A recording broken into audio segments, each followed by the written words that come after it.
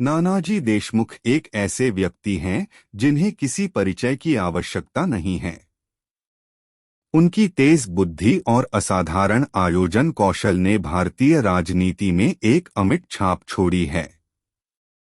परभनी जिले के एक छोटे से शहर कदोली में एक मामूली महाराष्ट्रियन परिवार में 11 अक्टूबर 1916 को जन्मे नानाजी देशमुख के पास अपनी ट्यूशन फीस और किताबों के लिए पैसे देने के लिए बहुत कम पैसे थे। लेकिन उनके पास शिक्षा और ज्ञान के लिए एक ऐसा ज्वलंत जोश था और वह अपने उद्देश्य को साकार करने के लिए पैसे जुटाने के लिए एक विक्रेता के रूप में काम करने और सब्जियां बेचने से कतराते नहीं थे। नानाजी लोकमान्य तिलक और उनकी राष्ट्रवादी विचारधारा से गहराई से प्रेरित थे। उन्होंने समाज सेवा और उससे जुड़ी गतिविधियों में गहरी रुचि दिखाई। उनका परिवार डॉ हेडगेवार के करीबी थे, जो नानाजी के परिवार के नियमित आगंतुक थे। वह नानाजी में एक बड़ी छिपी क्षमता को समझ सकते थे और उन्हें आरएसएस के शकों में शामिल होने के लिए प्रोत्साहित किया। 1940 में डॉ हेडगेवार की मृत्यु के बाद उनसे प्रेरित कई युवा महाराष्ट्र में आरएसएस में शामिल हो गए। नानाजी उन उत्साही युवाओं में से थे जो राष्ट्रीय स्वयंसेवक संघ की सेवा में अपना पूरा जीवन समर्पित कर दिया। उन्हें उत्तर प्रदेश में एक प्रचारक के रूप में भेजा गया था।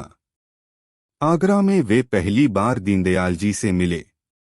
बाद में नानाजी एक प्रचारक के रूप में गोरखपुर गए, जहां उन्होंने पूर्वी यूपी में संघ विचारधारा का परिचय देने के लिए बहुत कष्ट उठाया। यह उस समय आसान काम नहीं था, क्योंकि संघ के पास खर्चों को पूरा करने के लिए भी धन नहीं था। उन्हें एक धर्मशाला में रहना था, लेकिन धर्मशालाओं को बदलते रहना पड़ा क्योंकि किसी को भी लगातार 3 दिनों से अधिक वहां रहने की अनुमति नहीं थी। अंतत उन्हें इस शर्त पर बाबा राघवदास ने आश्रय दिया कि वे उनके लिए भोजन भी बनाते थे।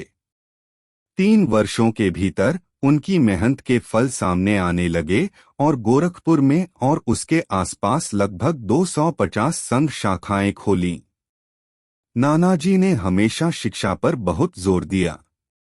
उन्होंने 1950 में गोरखपुर में भारत का पहला सरस्वती शिशु मंदिर स्थापित किया। यह शिक्षा और ज्ञान के लिए नानाजी के प्रेम को दर्शाता है। महात्मा गांधी की हत्या के कारण आरएसएस पर प्रतिबंध लगा दिया गया था और प्रकाशन का काम रुक रहा था। उन दिनों प्रतिबंध को ध्यान में रखते हुए एक अलग रणनीति अपनाई गई थी और आरएसएस द्वारा उन दिनों भूमिगत प्रकाशन कार्य के पीछे नानाजी का दिमाग था। जब प्रतिबंध हटा लिया गया था और एक राजनीतिक संगठन होने का निर्णय लिया गया था, तब जनसंघ अस्तित्व में आया। नानाजी को श्री गुरुजी ने उत्तर प्रदेश में भारतीय जनसंघ का प्रभार पार्टी सचिव के रूप में लेने के लिए कहा। नानाजी ने उत्तर प्रदेश में आरएसएस के प्रचारक के रूप में काम किया था और जमीनी स्तर पर बीजेएस को संगठित करने में उनकी जमीनी मदद काफी साबित हुई। 1957 तक बीजेएस ने उत्तर प्रदेश के प्रत्येक जिले में अपनी इकाइयों की स्थापना की थी और इसका श्रेय नानाजी को जाता है, जिन्होंने पूरे राज्य में बड़े पैमाने पर यात्रा की थी। जल्द ही बीजेएस उत्तर प्रदेश में सत्ता संभालने लायक हो गया था। 1967 में बीजेएस चौधरी चरण सिंह की अध्यक्षता वाली संयुक्त विधायक दल की सरकार का हिस्सा बनी। नानाजी ने गठबंधन को विकसित करने में एक महत्वपूर्ण भूमिका निभाई, क्योंकि उन्होंने चरण सिंह और डॉ राम मनोहर लोहिया के साथ अच्छे संबंधों का लाभ उठाया। वह उत्तर प्रदेश को अपनी पहली गैर कांग्रेसी सरकार देने के लिए विभिन्न राजनीतिक पृष्ठभूमि के नेताओं को एक मंच पर लाने में सफल रहे। चंद्रा भानु गुप्ता जैसे राजनीतिक दिग्गज को अपने जीवन की सबसे बड़ी चुनौतियों में से एक का सामना करना पड़ा, जब नानाजी ने उन्हें एक बार नहीं बल्कि 3 बार हराया। एक अवसर पर उन्होंने राज्यसभा में कांग्रेस के उम्मीदवार और सीबी गुप्ता के पसंदीदा को हराने की रणनीति बनाई। 1957 में जब सीबी गुप्ता ने लखनऊ से चुनाव लड़ा तो नानाजी ने समाजवादी समूहों के साथ गठबंधन किया और गुप्ता पर प्रभावशाली जीत दर्ज करने में बाबू त्रिलोकी सिंह की मदद की।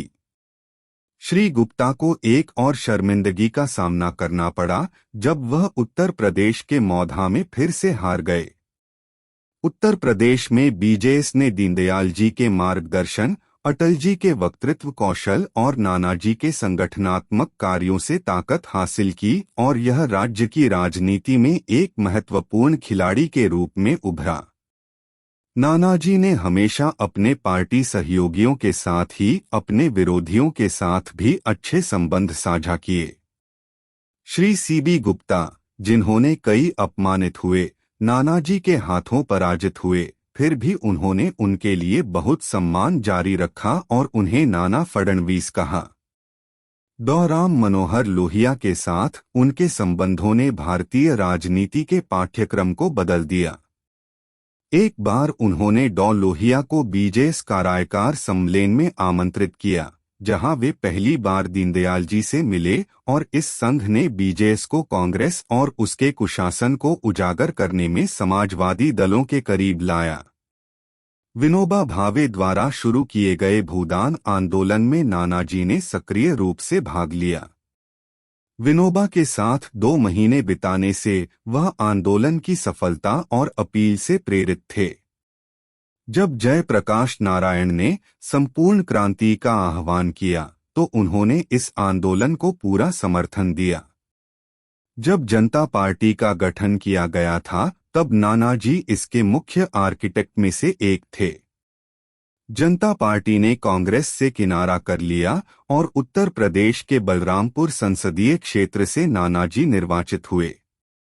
जब उन्हें तत्कालीन प्रधानमंत्री श्री मोरारजी देसाई द्वारा मंत्री पद की पेशकश की गई तो उन्होंने विनम्रता से इसे अस्वीकार कर दिया। उनके लिए राजनीति कभी एक कैरियर नहीं बल्कि एक मिशन था।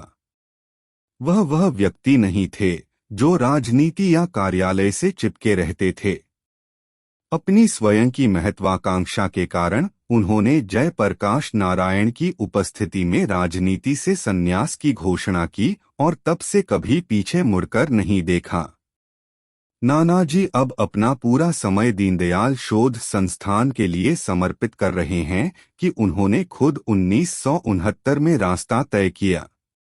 उन्होंने भारत के पहले ग्रामीण विश्वविद्यालय चित्रकूट में चित्रकूट ग्रामोदय विश्वविद्यालय की स्थापना की और इसके पहले कुलाधिपति थे। श्री अटल बिहारी वाजपेयी के नेतृत्व वाली एनडीए सरकार ने उन्हें राष्ट्र के लिए उनकी सेवाओं की मान्यता के रूप में वर्ष 1999 में राज्यसभा में एक सांसद के रूप में नामित किया।